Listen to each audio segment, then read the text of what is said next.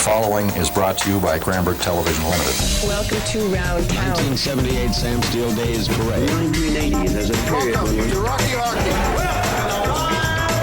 This is my guest, Roy Orbison.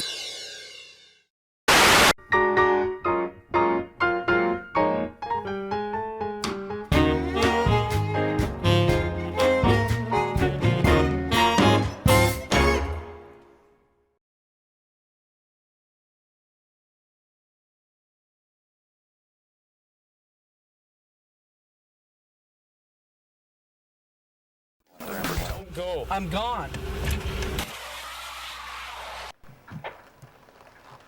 What happened?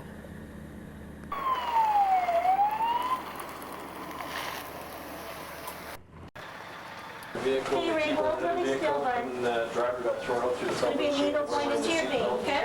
Hold still, Ray! About 5 feet from where I got out of the car, Karen was laying across the bottom strand of a 4-strand barbed wire fence up against the fence post. It was dark and I didn't see much, but you couldn't tell it was her. Her face was swollen up. Blood coming from everywhere. Her jacket was ripped off. Her shoes were missing. It was just nuts. There was no way to describe what I saw that night. It was horrifying.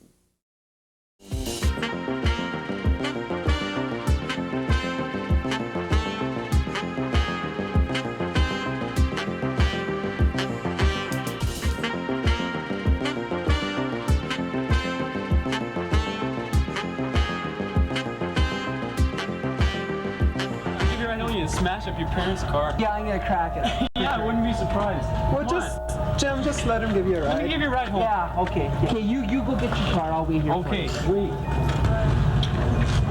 That's more like it. Well, I'm gonna go. Just wait a second, he'll be right back. Fine. No, just a sec, Jim. Look, he's only had like half a mic. He's not going to do much. Yeah, I didn't even kill that.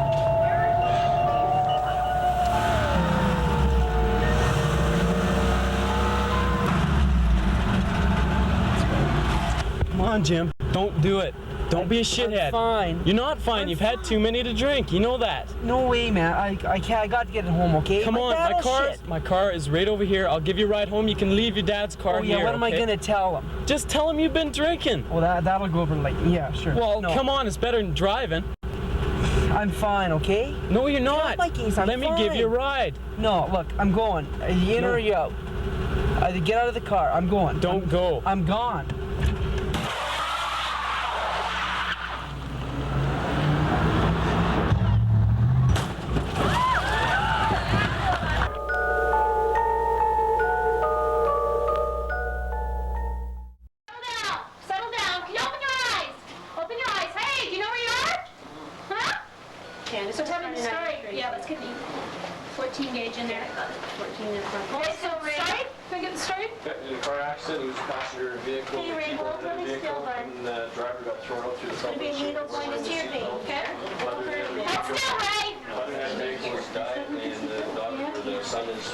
So went right through the windshield there. Big breath, Ray! Big breath! Okay, hold on. Another big breath. Okay. Another big breath. We got decreased air entry in that one though. Okay, big breath, Ray! This down.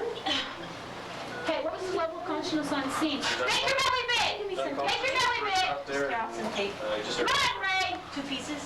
Belly's quite tight. Is it? Okay. 100 respiration for 16 shell. Okay, we got him on a monitor there. I'm just gonna do that. Okay, Ray, I'm just gonna squeeze your hips. Ray? Hips are a little unstable. Let's have a look. See, the rest of his clothes off here. Like laceration, no bone exposure. IV's in. IV's in, okay. Let's get a current pressure. Is that her, Ray? Take a pressure here. Okay, hold yourself still. We may have to tie him down, okay? Can't have him moving around like that. So is there anyone else coming, or is this it for here? That's it for here. Okay, Ray, that's it. Okay, we'll have a look, see if that last reaction better. 80 on 60. 80 on 60. Let's give him a little bolus. Okay. No distal pulses. Ray, push down. Push down, Ray. Pull up. Ray, pull up. Come on. So some response there. What's happening? Hey, Ray. Looks like he's bleeding on there. He's got a fractured clavicle too. That's probably what's doing it. We're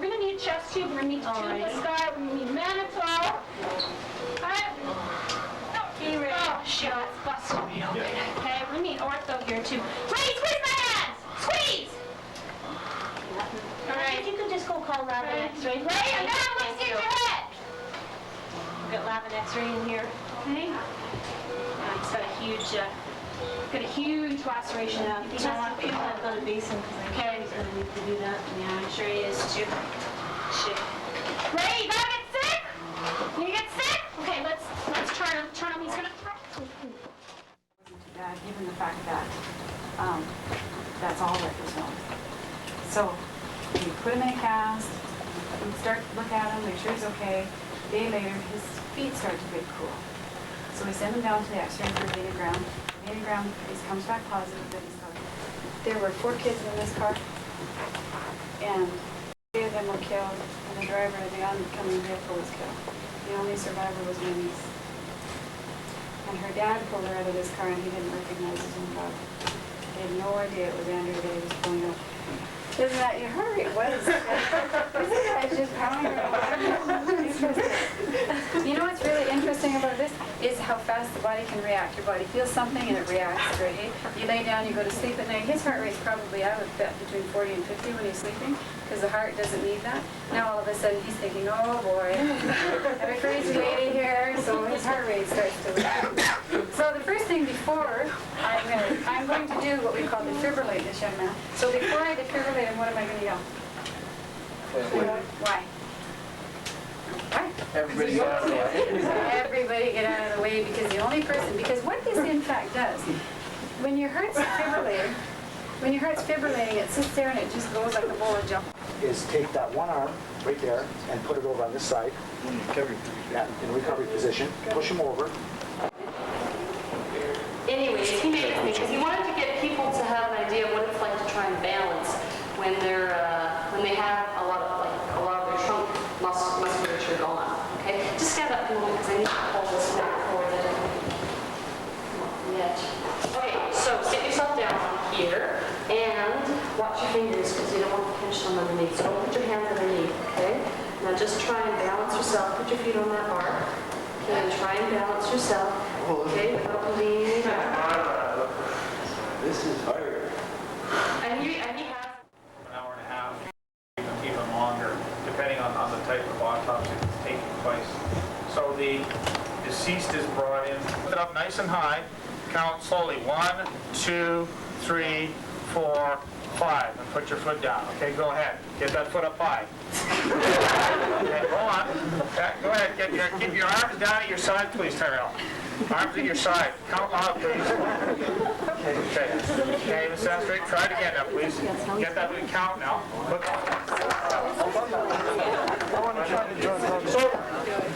So what I've done there, thanks, Tyrell. What I've done, those glasses simulate over the legal limit for alcohol. And isn't that amazing what you see out there? And the point that I want... Body bag. Yeah, it's a body bag. And as a police officer, I put babies, brothers, sisters, moms and dads, and grandparents in the body bags. Most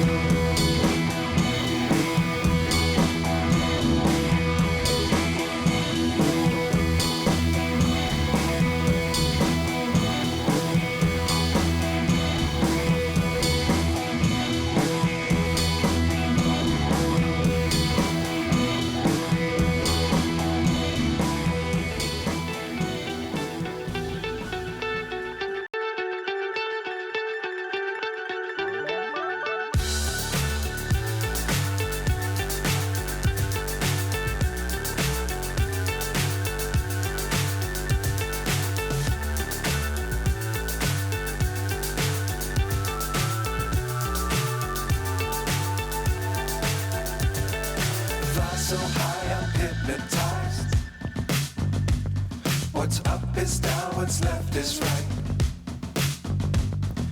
Chasing stars and holding you. I can't see the end, but we'll see it through.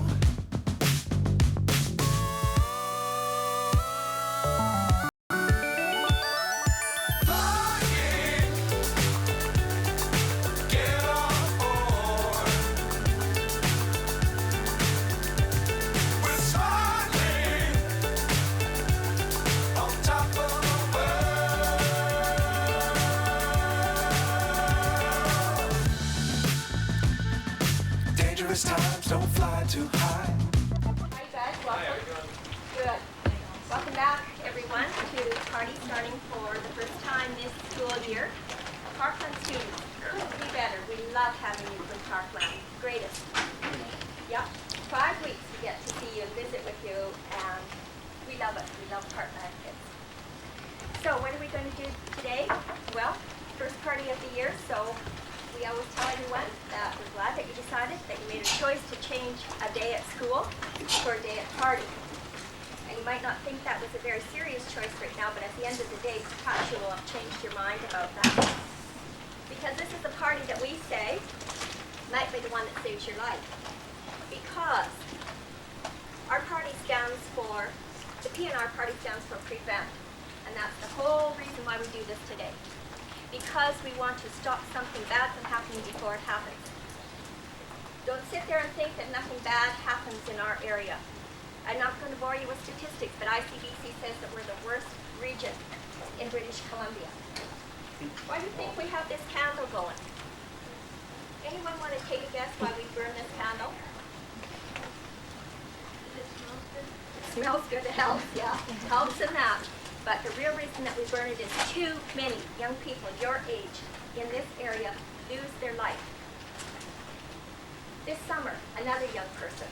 And if you have time at lunchtime and look along that bulletin board, you will see the number of young people in our area that are not alive. And so we burn this because all of us that stand up here and talk to you want to remember these young people. And maybe right now you have remembering someone, maybe not even from here, but someone that you know who lost their life in a senseless car crash. And that would be a good thing to keep in mind the whole day. 20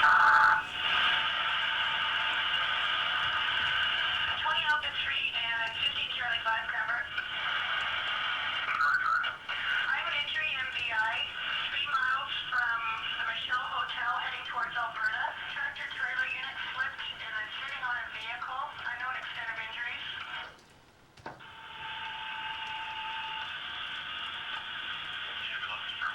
It's here to see calling for P.A.R.T.Y. 3 miles east of the Michelle Hotel on Highway 3.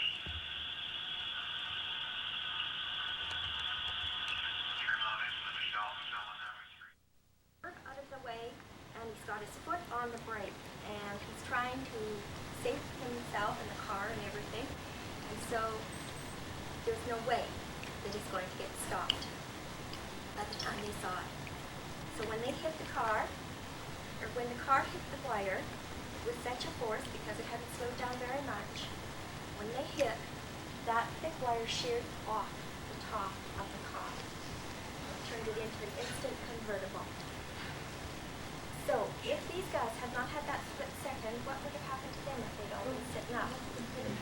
All of them would have been decapitated.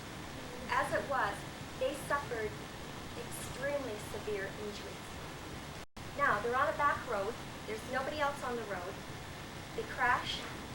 They're all hurt. Finally, someone comes along, sees what's happened, sees the crash, sees how bad it is. They have to go back and get help. Then the paramedics arrive. All this took a long time before these guys started to get any help at all. This is what happened to the driver of the vehicle. Since he had his face up, trying to still see where they were going, what would he have slammed into? The steering wheel, right. So it caught him right full on his face, and he went right into it.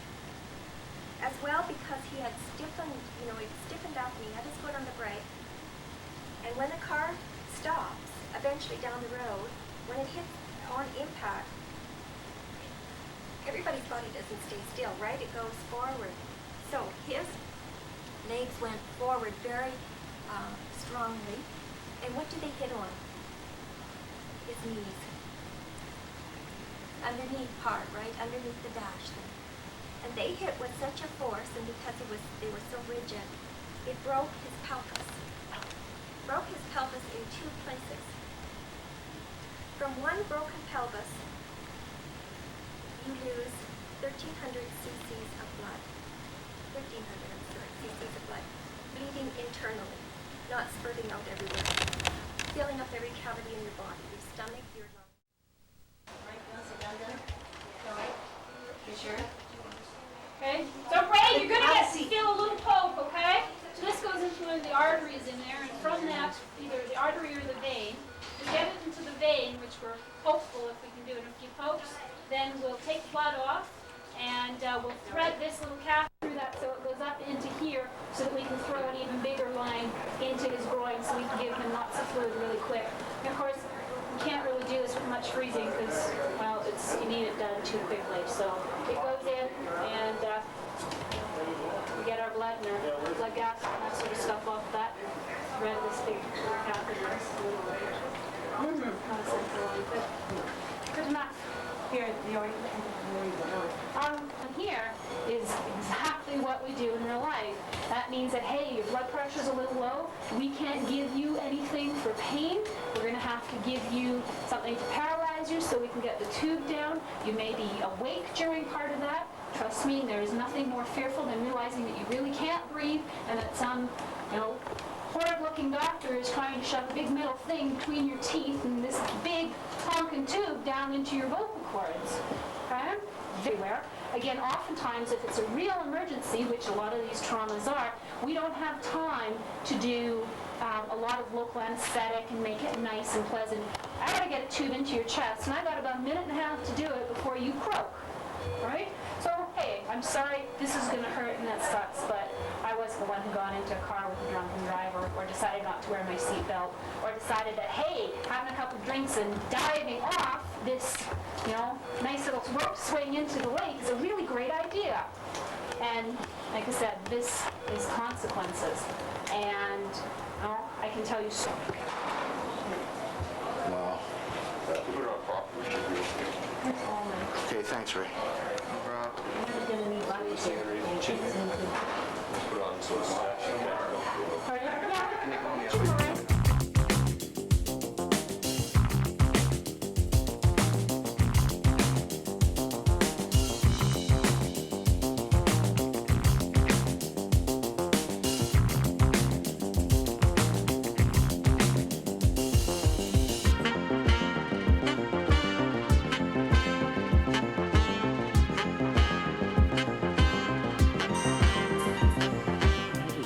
Heidi ho. My name's Chad. I'm 26 years old. When I was about 21, 22, I was out partying with a bunch of my friends. And, the partying was just looking a little too good. And I got on the phone and started talking to my ex-girlfriend, who lives in Kimberley. And then we were going to go see her. Well, I was going to go see her. But I was failing to realize that I couldn't even walk to get to the car, let alone drive there. So I got this other guy to drive, and I was too drunk to see that he was drunker than me. So he borrowed his friend's car, and it was his friend's parents' brand new Probe GT, and we found out kind of the hard way that those go pretty quick. Well, I noticed that when he drove off the road. And, he said he knew a shortcut to get to Kimberley. And I mean, I've been skiing there since I was 5 years old. If there was a shortcut, I think I'd know. But no. But he tried to do this straight 90-degree turn. But he neglected to remember, you gotta slow down. And, I think he slowed down to 100 clicks. And then he tried to go make a straight 90-degree turn turn off to go to Wycliffe. He said it's quicker this way. But I would have known if we would have made the corner. He didn't even come close to making the corner. And as soon as he turned the wheel, we just hit the ditch right away. And the car rolled because we were going a little quick, like 100 clicks. The car rolled 7 times, but I didn't have my seatbelt on. So I kind of, if you're gonna get in a car accident and roll, you wanna have your seatbelt on. If you're gonna get in a car accident anyway, you wanna have your seatbelt on, but I flew around inside the car and it rolled twice. And by then I got thrown out the back window, flew about 50 feet, and then hit a rock. Well, found this rock about the size of a chair that you guys are sitting in, right here. And it kind of, yeah, right from here to the top and then straight down the back was cracked open. And the back part of my brain, of the 3 parts you have, this back piece was like right where this lady's sitting. And I was lying there. But I couldn't really feel it because I was in a coma for 4 months out of that deal. And they took me to Kimberley Hospital first because, well, the guy had his seatbelt on and was in the car for the full 7 rolls. And then when it stopped rolling, he kind of got out of the car and, well, looked over my way. No, he's not doing too good. See ya. Walked back to Cranbrook and then went to sleep, got up the next morning and left. No one's seen him since. But they took me to Kimberley Hospital after somebody stopped, like 2.5 hours later, to see the car and seen a body lying there, and that would have been me. And they took me to Kimberley Hospital and said no. They recognized my name because my mom is, she works here at this hospital, so they recognized the name from that. And said, take him to the Cranbrook Hospital now. So they brought me down here, and as they were loading me up in the ambulance, another little problem kicked in.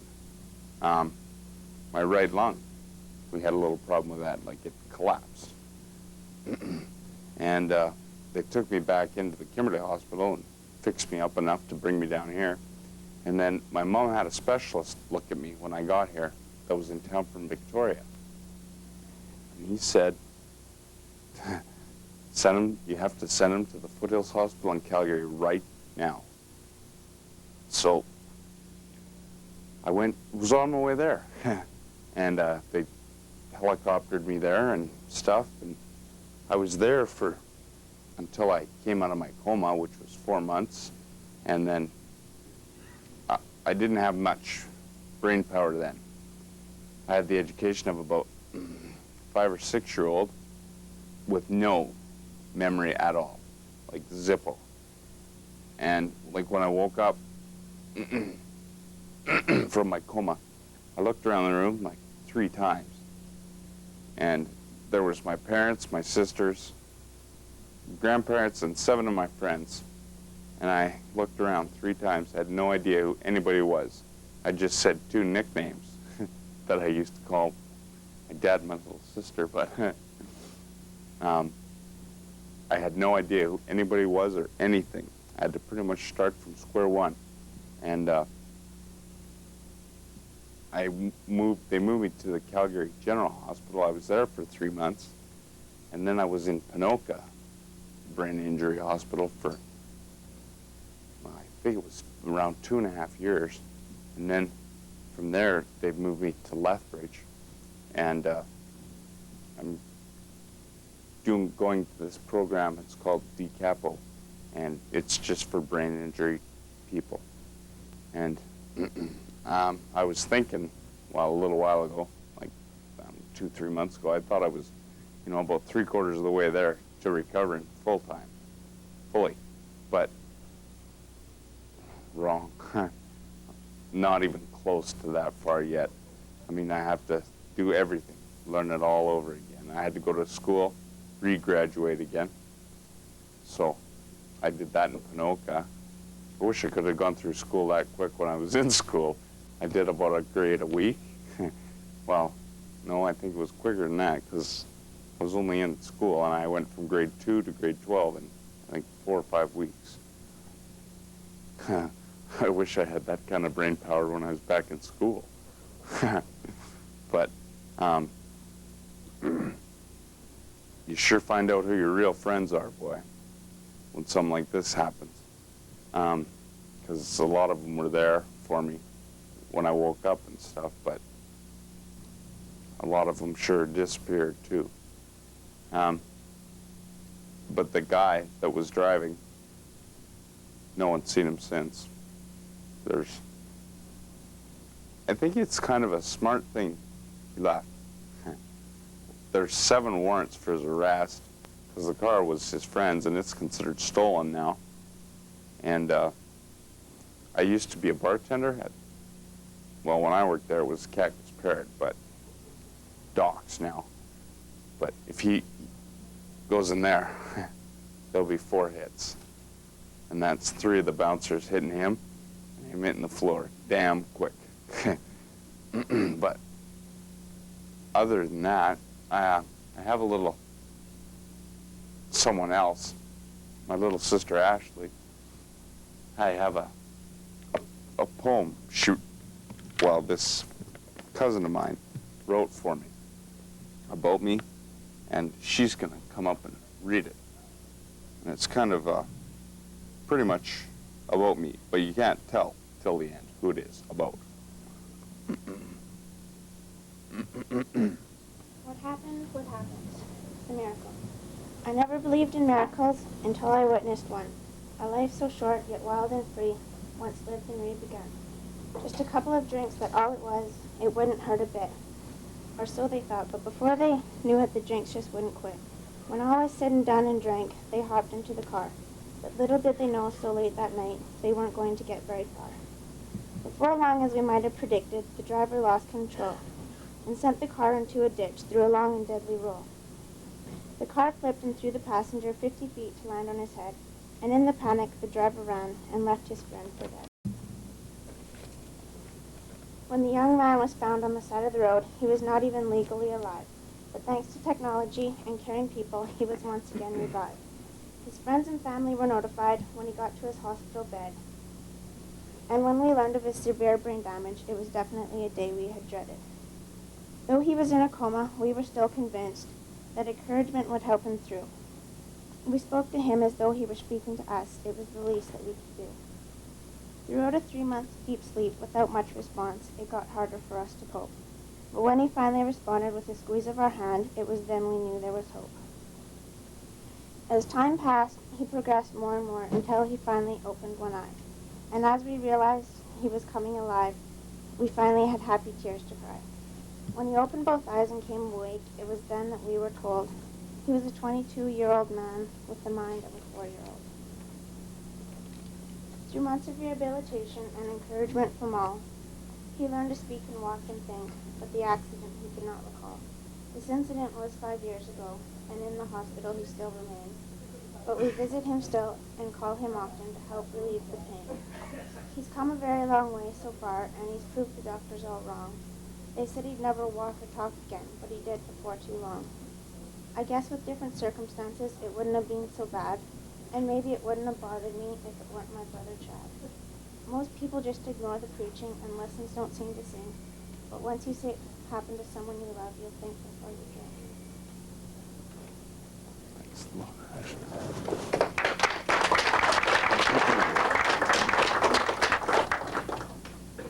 Well, good morning. Come on, good morning. So how's everybody today? Good, that's right on. Now, my accident didn't involve a vehicle or alcohol. My accident just involved crossing the stupid line. You all know what that is, right? Huh? Yeah, right on. Well, I just crossed that damn stupid line too often and it caught me.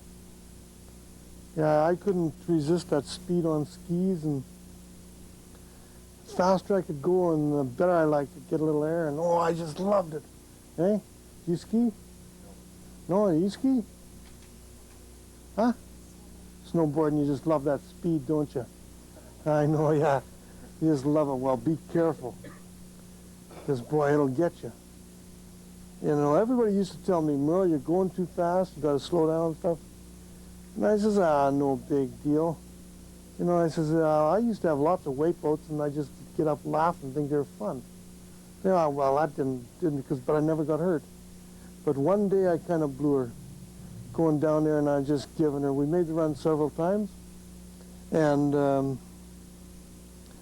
so on this one run we come over this knoll, and we had to stop. We looked, and there's a bunch of people to our right, which we normally went, you know, the path we went on all the time. And we looked, and on our left side there was a spot, and there's a little path through the trees. We went around a clump of trees and then back to the main run. So I thought, well, go that way. And my buddy says, oh, that's going to be icy. I said, we can make it, don't worry. He made it, but I didn't. I went down there, and I was just giving her like normal, lots of speed and just giving her, And damn it, I plopped her into a tree. I hit a dang tree and stuck a branch through my head. Branch went in right here, come out right here. You can feel the hole right there where it came out. You know that? Yeah, it went in right here, come out here. And that did a number on me, I'll tell you. See, right there. Yeah, yeah. So whatever you do, be smart, make smart choices, and don't cross that stupid line, eh? Like you always wear a helmet and stuff when you're rollerblading and stuff, don't you? Right on, right on. That's great. Way to go. That's the way to do her. You know. And when you're snowboarding, you wear a helmet? Boy, I'll tell you, yeah, that's not. Like, it's cool, you think you're cool, and you gotta look nice, and you gotta just give, right? Yeah, I know how all that works, but it's not worth a shit. Be smart, and wear that stuff. They make it for a reason, and that's to protect us. But it can't to protect us if it's in our darn locker. Doesn't do us much good, does it? No, so it doesn't take nothing to put them on, and I'll tell you, maybe you don't like the way you look at it, and you're not going to impress the boys that much, but damn it, you don't impress them too much when you're on the stretcher either, you know. So, because they don't get to see what you look like because you got your head covered up and you're gone. So that doesn't impress them either. So you don't want to do that. You wear that stuff. Be smart, make smart choices. Like they're talking about seatbelts. It takes you about 3 seconds to do a darn seatbelt up. That might be the most important 3 seconds of your life that you ever spent. Man, because it takes about 1 second to poof and hit a damn tree. And that does a number on you in about 1 second. And that sure changed my life. Like before that, I worked hard, and I worked up, and I was operations superintendent for an oil company in Calgary. And I had a great life. I was making good money, and I had a expense account, a company car, and I traveled around. I had a great life. And for one stupid mistake, I blew it. And I'd spent 30 years working hard for that, and it took about 30 seconds to wreck it. Just because I didn't make that smart choice and say, no, we can't go that way. I knew better, but I figured, oh, shit, we're hot doggers, we can do her. Whatever you do, make smart choices. Don't do that, right? And you're not going to cross that stupid line anymore, are you? Huh? Are you? You're not, are you? Right on, that's better. Have a positive attitude and say no. Just say it, darn it. Don't be afraid to say it. Nobody's going to you're not going to get in trouble for saying it, and just do it. Just do it. Be smart, make smart choices. Because damn, I'll tell you, it'll pay off, it'll pay off. Just to take that split second, make a smart choice. And if you think for 1 second that that's not right, don't do it, because chances are it's not right. And that comes to anything. And if you think it's not right to have that last beer, don't have it, damn it. Right? Right on. If it's not right, don't do it, because chances are it isn't right. Make them smart choices, and I'll tell you, you'll have a heck of a lot better life. And it'll be a great life then. You won't put yourself through all this crap. Like when that branch did a number on me, and it damaged my eyesight. Like the optical nerve and stuff is all damaged, so I can't see now worth a darn. Like I can see this way, but I can't. When I look here, everything here is black. I can't see nothing over here unless I turn like this. And then I still can't see that side very good. But I can see here and that bit. I'll tell you, that bit, that gets you into more dang trouble than you can shake a stick at. I go crashing and banging into crap, and I go down to the grocery store to buy some groceries. You know, and I'll be walking along, and you know how they always make those fancy displays, and they got these dang things all built up all the time, and they got them all stacked up high, and I'll be going in there, boom, boom, and geez, everything goes flying, and then they're giving me hell. I didn't realize I didn't mean to do it. So I'm around there helping them pick up stuff, and I'm crashing and banging into stuff. Man, oh man. I can't see. I got off this escalator one day. I was at the mall in Lethbridge. I got off the escalator, and I had to go to my left. And I don't see to my left, eh? So anyway, I got to the bottom of the escalator, and I just took off, and I turned, and I took a couple of steps, and this lady was coming up, and she was going to go around the escalator and go up the escalator. And I didn't see her, and I guess she didn't see me, but bang, I run into her. And did she give me shit? Well, can't you watch where you're going? I said, well, I said, well, gee, I'd like to, but I just can't see. And I says, I'm sorry. But boy, did she chew me out. And then I'll tell you what happens to me, too. They took my driver's license away and said I'll never drive again and stuff like that. And so I got to take the bus, so I get on the bus and I go downtown in Lethbridge there, and the bus stops, and I'm going to get off the bus and I'm going to go up the street. So I get off the bus and I turn, and I'm taking a couple of steps, and jeepers, this person goes by me, and they just, whoo, and they just brushed by me, and I thought, holy man. So then I just, you know, just kind of took off. I was going to take off and head up the street. So I was walking along, all of a sudden, boom, holy gee, just about got knocked on my ass. So I thought, and I thought that it was just, I run into another person, eh? So I'm apologizing. Oh, gee, I'm sorry, I didn't mean to do that, blah, blah, blah, blah. And I says, I just didn't see, I didn't really mean to do that. I'm very sorry and everything. And then there was no response coming. I thought, what the heck's going on? So I turned and I looked, and oh, geez, here's the sign. So, oh my God, did I feel stupid or what? So, boy, I got the hell out of there in a hurry. I looked around to make sure nobody was looking, eh? And I got out of there in a hurry. Gee, I felt stupid. But, I mean, gee, that's the kind of crap that happens to you, though. Man, I'll tell you, it gets you into more stupid stuff. So don't do that to yourself. It's not that great, I'll tell you, right? And you're not gonna, are you? No, right on. That's right on. Pardon? Oh, no, I didn't know. No, I spent 5 years in the hospital. Jeez, I couldn't walk or talk or nothing. I had no motor skills. I couldn't do a dang thing. And that used to get frustrating as hell. And they, like I used to go to speech therapy every morning. First thing I did when I woke up was I'd go down to speech therapy. So after a while, like I knew I couldn't talk because you can hear yourself talk, right? And I knew I was just mumbling. And that's no kidding. Don't laugh. That's exactly what was happening. And I was just getting frustrated as hell. And so I wrote a note to the speech therapist, and I says, what can I do to help myself speak better? And she says, well, you got to practice speaking slowly. And I thought, geez, I'm not playing hockey. I just want to talk. You know, like I just didn't think you had to practice speaking slowly, because when you're a kid, all of a sudden, bang, you just start talking. Where you go, you know? And I didn't realize I had to practice speaking slowly. But anyway, I used to lay in bed, and after that, she told me that I'd lay in bed and I'd look at the ceiling and I'm talking to the ceiling to practice speaking slowly. I used to do that every night. And the guys in the room with me, they said, Murray, you're cracking up. I said, well, hell, I thought I cracked up when I hit the damn tree.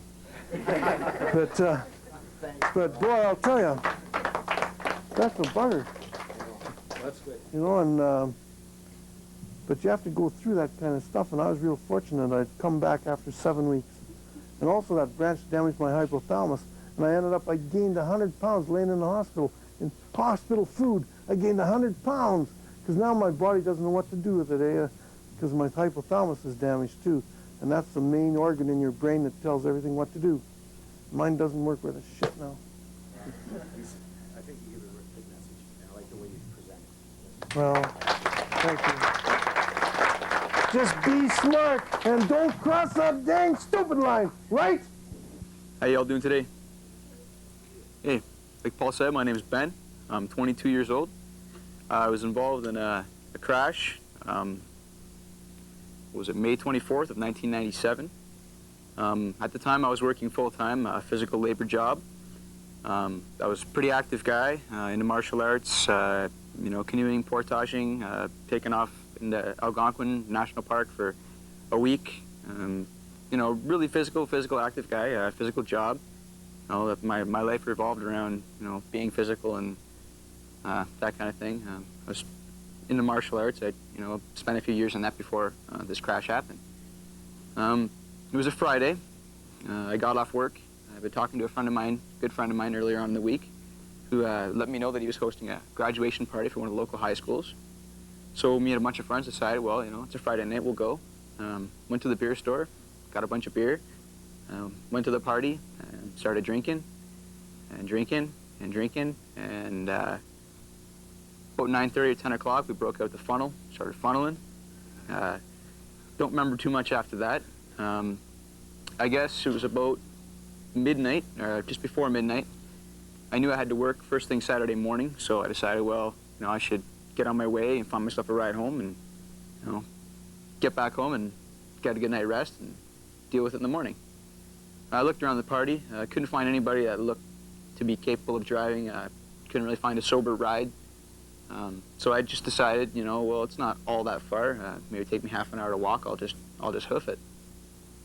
I guess I made the wrong choice. I made a lot of wrong choices that day. I got about 10 feet off the driveway, and I was struck by a car doing about 80 kilometers. So I had a number of injuries to my lower extremities. I fractured both of my femurs, compound fracture to my one femur, which severed my femoral artery. Lost a lot of blood, nearly bled to death. Along with the fractures to my femurs, I fractured my tibia and fibia, your lower leg bones. I fractured those in a number of places. I fractured a bone in my right heel called the calcaneus, soft, spongy bone that absorbs the shock when you walk on it. That bone is pretty much replaced with metal now, so as you can imagine, it's pretty tough to walk on. Both of my femurs are reinforced with metal now. I have a rod that runs through my right femur, a hollow rod. On my left femur, I have pins and plates. Hardware like that, they say it won't come out ever because my bones won't be strong enough because of the damage to them. They had to throw away a lot of the bone. My bones were basically like a jigsaw puzzle, and they didn't know where all the pieces went. I had to wear a big metal apparatus called an Elazaroff device, external fixation, to, yeah, there's some pictures passed around, to hold my right tibia and fibia together, keep it somewhat straight. Not a very comfortable thing to have on your leg. That was on there for almost 4 months. When they remove it, they don't use freezing. They don't knock you out. They just cut the wires and pull them out with a pair of pliers. Pretty painful. Having hardware in your legs, anywhere in your body, it causes problems with changes in the weather. Pretty uncomfortable, as you can imagine, having something that's not supposed to be in your body inside. You know, I lost a lot of mobility there. I can't run, can't jump, no more martial arts, no more physical labor, nothing like that. Just day-to-day walking, getting around. At the end of the day, I'm pretty sore and I'm ready to sit down. I just found out a few weeks ago that they have 4 more surgeries planned on my feet to try to make me better, which means I'm going to be laid up for at least another 2 years, which means no work for at least another 2 years, which means your income's pretty much set for 2 years. Not a very nice thing to think about. You know, I've lost a lot of like confidence, you know, as far as doing physical things. Like when I'm anything, I mean, it might not be all that physical, but I'm apprehensive to do it because I'm afraid, you know, you might hurt yourself. Lost a lot of friends over this. Friends that were there. It was a rather large party, so all my friends were there. A lot of them after the accident can't look at me. It brings back too many bad memories. I have a friend that had to go to counseling, the friend that was actually right there doing the first aid on my legs, trying to hold the blood in my body, keep from bleeding to death. Has recurring nightmares, just really messed him up. I see him every now and then, but I mean, it's not like it used to be. We used to be together almost every day. Not anymore. I didn't have any brain injuries that they found, but if you ask my friends, they might tell you different because I'm not the same person. I don't go out and funnel a 12-pack and, you know, get stupid, fall down on my face. You know, the sad thing is all this could have been prevented. There was other options. I could have chosen not to drink that night or not to drink so much. There was ways for me to get home. I could have taken a cab. Me and my mother never really talked about it, but after the fact, she told me that she would rather have had me call drunk out of my face and said, "Mom, I'm pretty messed up. I need a ride home," rather than have my friends try to contact her the next morning and tell her that I was in critical condition. They weren't sure if I was going to live or keep my legs. You know, she would have rather picked me up than having had to spend, you know, a few weeks at my bedside in the hospital with me pretty much around the clock. Pretty tough thing for a family to go through. At the time, I was working full-time, so I was, you know, paying my own way. Really hurt my mom financially that way. You know, she managed to get through it, but it makes you feel bad, all the hurt that you put on your family for something like that. That was, you know, my fault in many ways. I didn't see the car coming whatsoever. If I hadn't have been that drunk, I mean, I don't even think I looked both ways before I crossed the road. If I hadn't have been that drunk, I'm sure it wouldn't have happened. You know, you guys got to know that there's options. You don't have to drink. You don't have to drink very much. I mean, alcohol isn't a totally evil thing, but in moderation. You know, there's other ways for me to get home. I want to stress to all of you, talk to your parents about sober rides. If you can't find a sober ride, that your parents will pick you up, no questions asked. You can deal with it in the morning. That's something I like to stress with all you guys. I mean, it can save your life. And seatbelts, a big thing. I mean, I wasn't in a car, but seatbelts save lives. Well, I'm 18 years old. I go to Mount Baker. And I used to hang out and do everything with everybody here. And on December 19th, 6:30 in the morning, I was in a car crash. And it was, at the time, I didn't think it was that serious because we'd been out having fun, drinking. It was Friday, first Friday of Christmas holidays. And when I got out from school, went over to my girlfriend's house, and we were just having a great time. We left the party at 5:30 to drive my girlfriend to the airport. So we all piled in the car, and Karen Drader was driving, and I didn't know how much she had to drink that night, and she said she was fine. She was walking fine, and we left the party, went and got her stuff, and drove out to the airport. Dropped her off, she left, and on the way home, we came across the McPhee Bridge, and you guys all know where the McPhee Bridge is, that big bridge that spans across the river out there. Coming up the hill, Karen looked down towards the driver's side door. I don't know what she was looking for. There's nothing really down there to play with or anything. She was still looking down, and there's a left-hand turn there. We went straight. There's a little island there for an approach sign.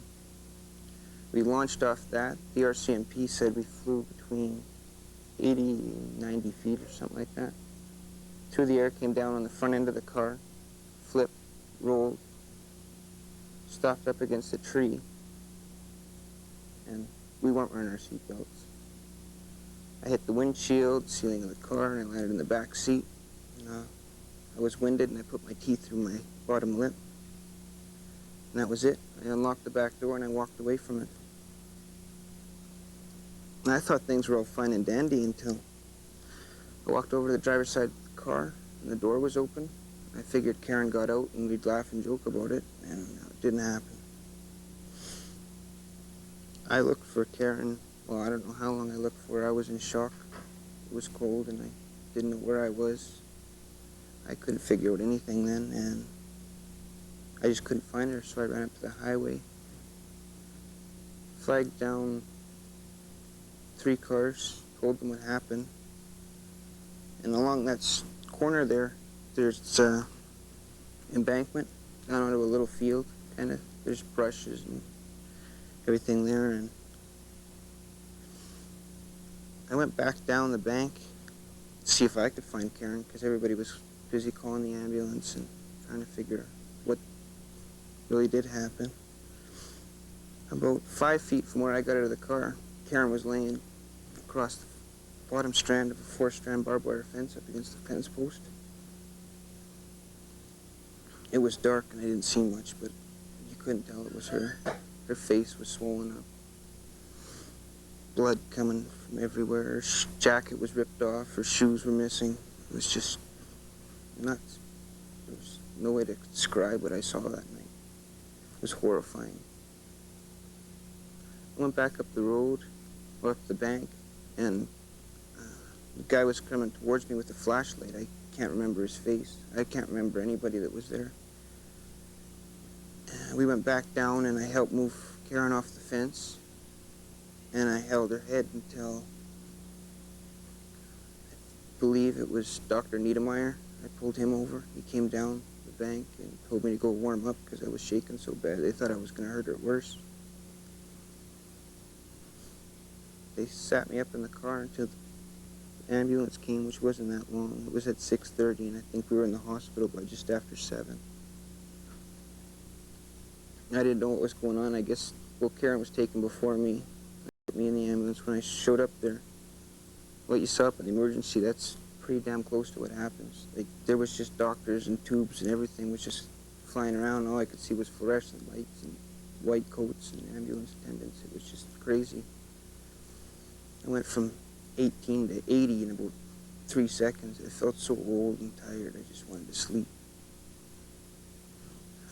My mom came in, and I guess somebody called the Inn of the South, said Karen was in an accident and she wasn't going to make it to work. So I was laying there. Somebody called her to tell my mom that Karen was in an accident. My mom was Karen's boss, and she remembered that I was with her that night. She came down to the hospital, and there I was. I've never seen my mom that horrified in her life. I didn't have a mirror. I didn't know what I looked like, but there was blood all over the place. Blood all over me, and all I had was a couple cuts and a really fat lip. And just, she was horrified, scared. What do you expect? I never dreamed of having to put her through that. I never want to. If I could do things again, I'd wear my seatbelt. Karen was worked on up in the emergency room. I don't know how long. There was just people going back and forth, and I was in that first room that you saw.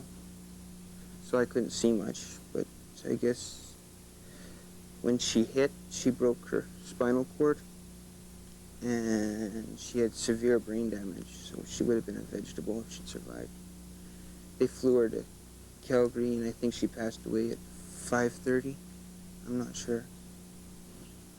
So it's just something you don't want to go through. So just use your head when you're out having fun. Hi everyone, my name is Trish Boot. I'm 22 years old. I had hopes and dreams to open up my own business after graduation, but unfortunately I was in a serious car crash that has now left me brain injured for life, and this put an end to all those hopes, dreams, and plans. Today I want to talk to you about what happened to me and how it changed my life forever. I hope this never happens to any of you. I really do. I'll tell you about the physical effects, how it affected my emotions, the challenges to my memory, and how I'm trying to relearn just about everything. So what happened to me was my friend at that time decided she was going to play cat and mouse with this guy that was helping us move to Calgary. And I was sleeping, so I couldn't tell her, you know, this guy's just trying to show off. Let's not do it. The car's fully loaded. but like I say, I was sleeping. So this guy, he egged her on to pass him, and I guess she figured, well, hey, why not? You know, it's a long, boring trip. Let's have some fun. Yeah. And when she went to pass him, he sped up, so she decided to speed up instead of just saying, this is getting too crazy, I should just slow down, go behind him again, you know, but she proceeded to try and pass him.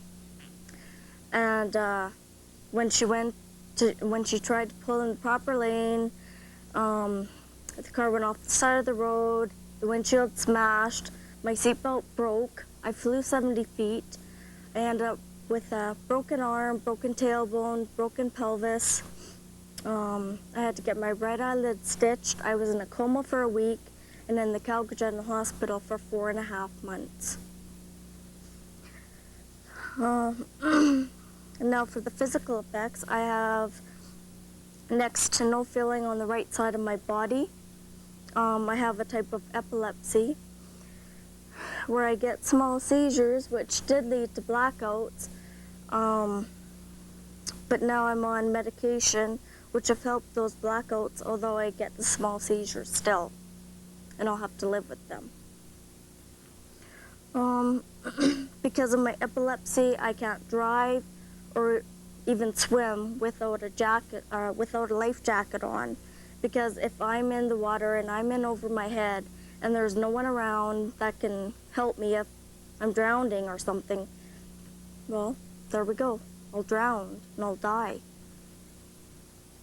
And when it comes to working, I can only work part-time because of my brain injury. Because my brain, I can only take in so much information before my brain sort of shuts down, and I'll need to take power naps. Now, about my emotions and my feelings and how it is for me, I can't cry as a result of this car crash. And I find that hard because I had to go to an uncle's funeral, and I also had to go to the girl that Ashley was talking about that got killed just after Christmas time, or just before Christmas time, and her funeral was after Christmas. Well, I had to go to that funeral, and that was really hard on me because, like I say, I can't cry. And there has been some testing done. It's just that I have what you call a flat emotion, and that's basically where I don't get really hyper and all giddy, or I basically stay neutral all the time. And as for my memory, this is the most challenging thing for me. I have to practice new things over and over again so that they'll stick in my brain, in my memory, and sometimes that doesn't even work. And when several people are talking at the same time, it is extremely hard for me to concentrate. And sometimes I need things explained to me a couple different ways. Like if you guys come up and try and explain something to me one way, I might not understand you, and you'd be like, okay, well, why don't you understand that? But you might have to explain it to me a different way.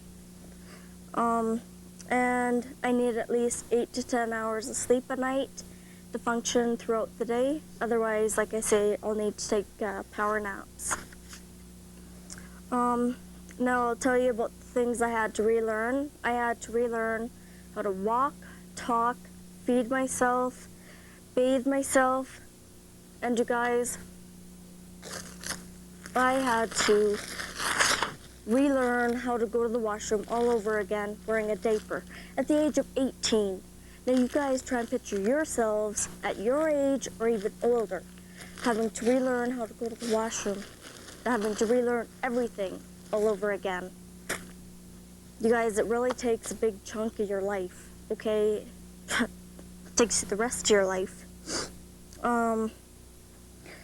And things like trying to retrain my memory, pronunciation of words, like sometimes I won't be able to pronounce a word properly. It'll take me a couple tries.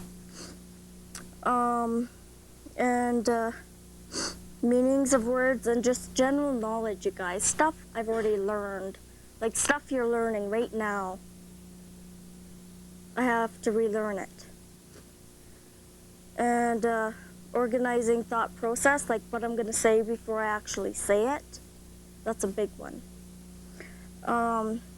And for example, like when I meet a new person and I do something that's just really far-fetched, and you guys kind of look at me like, hello, why'd you just do that, you know? How do you explain to that person or anyone?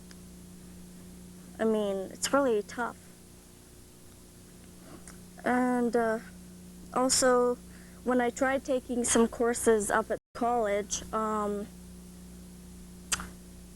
remember there was this one time, this girl, she asked me, oh, so what are you taking, you know, bet you it's the early childhood education program. And I was taking just upgrading, like trying to see if I could do things like math and other courses. And one course that I was taking was speech. Now, you guys, when you hear speech, what do you think?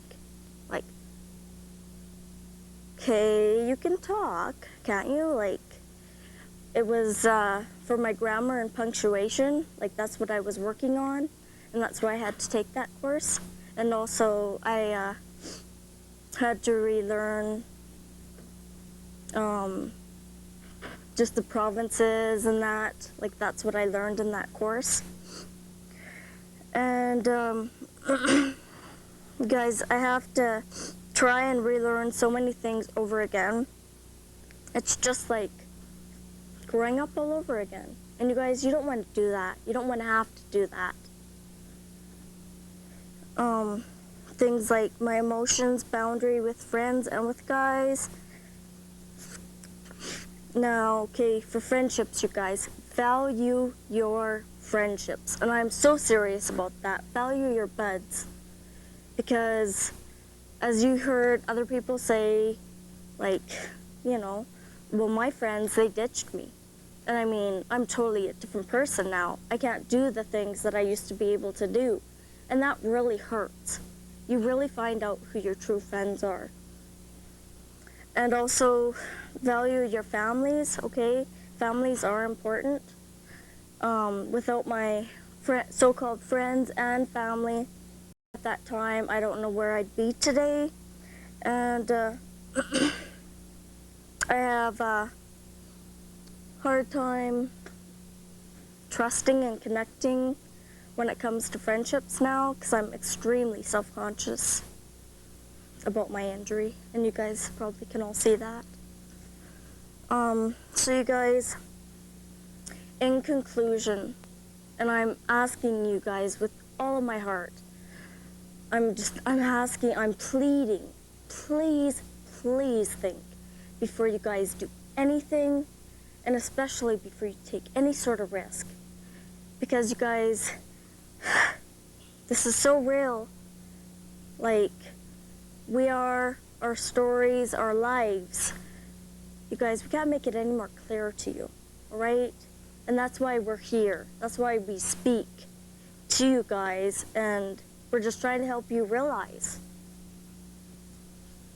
And like I say, we can't make it any more clearer to you.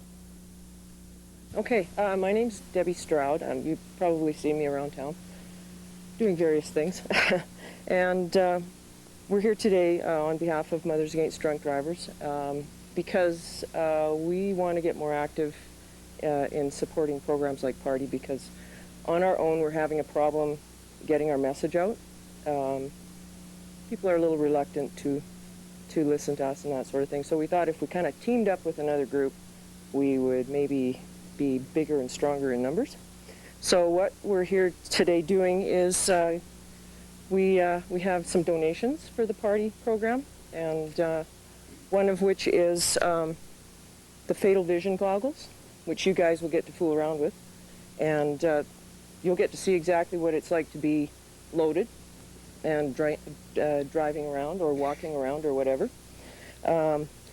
We have daytime as well as nighttime. This particular set is for 0.08 to 0.10, and then there's the night goggles at that. So this is, I mean, a lot of people are doing their drinking and driving at night, so this will give you a real good idea of what it's like to be in the dark and do this. And then we have some even stronger ones for them big party animals. They are 0.17 to 0.20. So this is going to show you what it's like to be really messed up and behind a wheel. And along with that, we have the tape for you to try and walk along. So you guys, stick it someplace where it's going to be usable. And we also are going to be donating on a continuous basis these little goodie bags, jujubes, whatever, flavor of the day sort of thing, for you guys to take along with you. And then our sort of last big deal is we're going to present the party program with this check for $1,000. And you're welcome. That's to go towards the brain trauma display unit. I'm not sure the exact. Yeah, and whatever else you can use it for. So we just want to give some of what the community's been giving to us back, and there were a lot of donations at the time of my daughter's death, and someday when I feel up to talking to you guys about that, I will.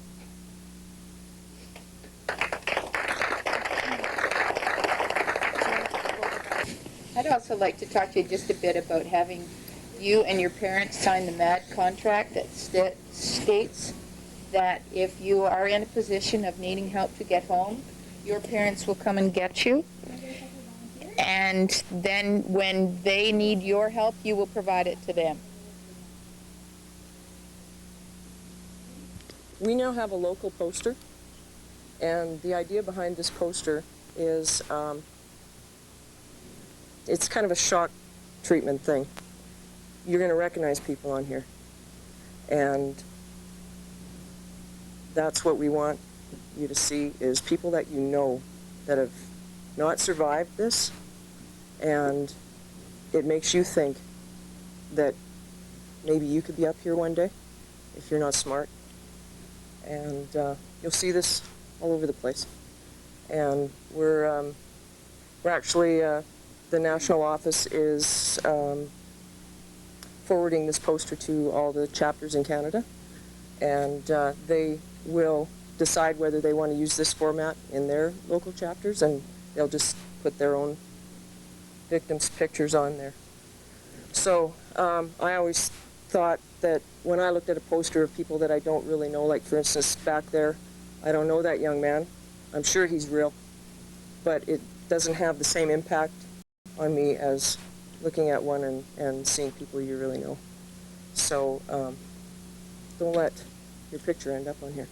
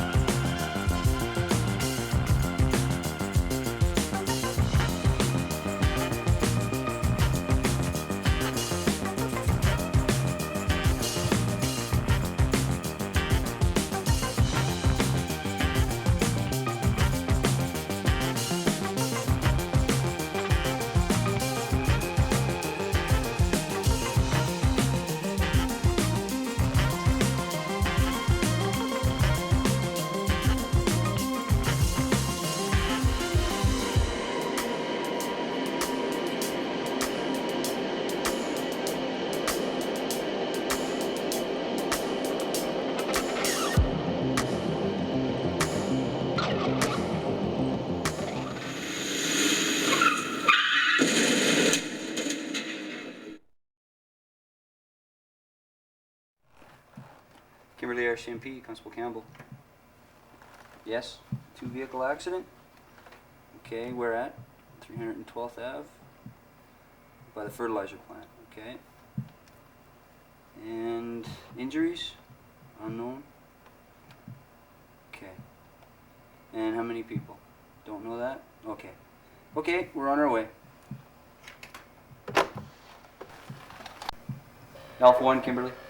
Go ahead. Yeah, we got a report of a 2-vehicle accident, 312th Avenue, by the fertilizer plant. We got unknown injuries and unknown persons. 10-4 en route, a few minutes away. 4, I'll meet you there. 10-4. What happened?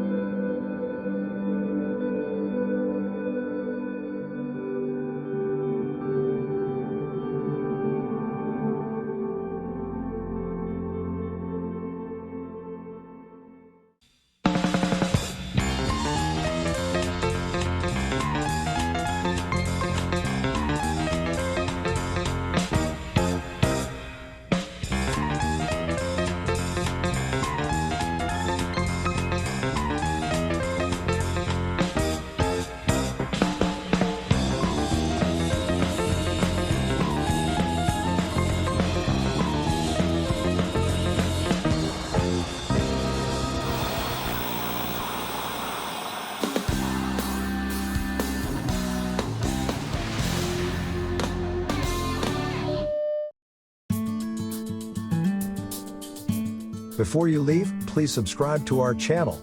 It will not only help you stay up to date with our videos, it will also be a nice way to show your support for the volunteers who make this project possible. Thanks for watching, and please tune in again.